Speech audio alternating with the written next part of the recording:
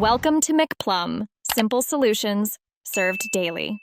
In this video, I will show how to play New Super Mario Bros. On Android.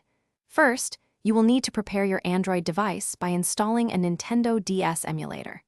A highly recommended option is the Drawstick DS emulator, which you can find and purchase on the Google Play Store. This application acts as a virtual Nintendo DS, allowing your phone to run the game.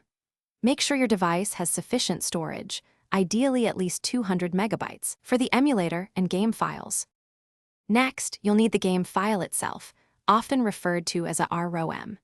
This is the digital version of New Super Mario Bros.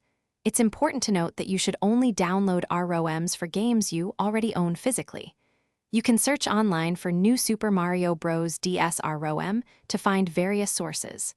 Once you locate a reliable site, download the ROM file, which typically has a NDS extension and is usually around 64 megabytes in size. With the emulator installed and the game ROM downloaded, it's time to load the game. Open your Nintendo DS emulator application.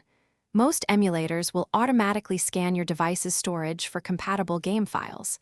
If it doesn't, you might need to manually navigate to the folder where you saved the New Super Mario Bros. ROM. Once found, simply tap on the game title in the emulator's list to start playing. The game should launch within a few seconds. To enhance your gameplay, consider connecting a Bluetooth game controller to your Android device. This provides a much more comfortable and authentic experience than using touch controls. Within the emulator's settings, you can also customize the on-screen button layout and adjust display options, like screen orientation or resolution, to your preference. Remember to use the emulator's save state feature frequently to preserve your progress, ensuring you never lose your hard-earned coins or power-ups. Thanks for watching, stay juicy, and subscribe.